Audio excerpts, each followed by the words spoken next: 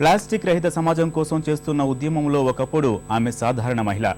ఉద్యమం సాగిస్తూనే ప్రత్యేక లక్ష్యంతో ముందడుగేసింది. అసాధ్యమనుకున్న కార్యాన్ని ఆత్మస్థైర్యంతో సుసాధ్యం చేసింది.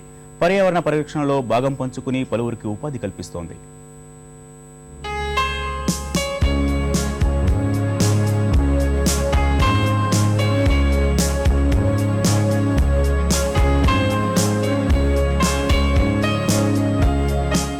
ఓ సాధారణ మహిళ ఆలోచన ఫలితమే ఈ పరిశ్రమ.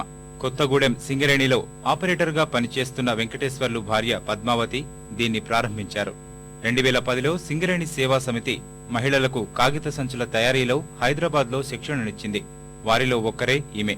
అక్కడ తర్ఫీదు పొందిన పద్మావతి కొత్తగూడెంలో 500 మంది మహిళలకు కాగితంతో పూల కుండీలు, చెత్తబుట్టలు, సంచులు, శుభకార్యాల ఆహ్వాన పత్రికల తయారీలో శిక్షణ ఇచ్చింది. అలా చుట్టుపక్కల ప్రాంతాలకు అంటే మణుగూరు, భద్రాచలం, పాల్వంచ, చంద్రగొండ, నూజివీడు ప్రాంతాల్లోనూ శిక్షణ కార్యక్రమాలు ఏర్పాటు చేశారు. ఈ క్రమంలోనే సొంతంగా కాగితపు సంచుల తయారీ కేంద్రం ఏర్పాటు చేశారు.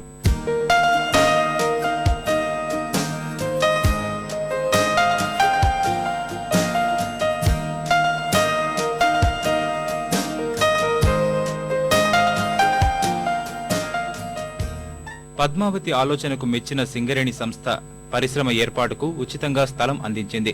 అంతే లక్షల వ్యయంతో హ్యాండ్మేడ్ కాగితపు తయారీ పరిశ్రమ ప్రారంభించారు. సంచుల తయారీకి గతంలో వివిధ ప్రాంతాల నుంచి కాగితం దిగుమతి చేసుకునే పద్మావతి సొంతంగా పేపర్ తయారు చేసుకోవడం మరింత లాభాన్నిచ్చింది. రాబోయే రోజుల్లో పూర్తిగా ప్లాస్టిక్ నిర్మూలించేసి ఈ యొక్క పేపర్ ని ప్లాస్టిక్ కి ఇంచుమించు సమానమైనటువంటి రేట్లలో పేపర్ని తయారు చేయాలనేటువంటి ఆలోచనలో ఉంటారు. రాబోయే రోజులలో కనీసం ఒక 50 మందికైనా కానీ ఈ రుక్మిణి పేపర్ బ్యాగ్స్ సంస్థలో సింగరేణి సేవా సహకారంతో ఉన్నటువంటి ఈ రుక్మిణి పేపర్ బ్యాగ్స్లో కనీసం 50 మందికైనా జీవనోపాధి కలిగించాలనేదే నా ధ్యేయం.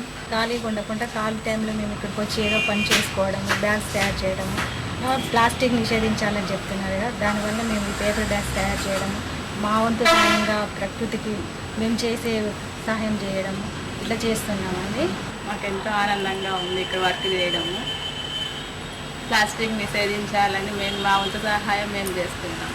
పర్యావరణ పరిరక్షణలో పద్మావతి కృషిని పలువురు అభినందిస్తున్నారు.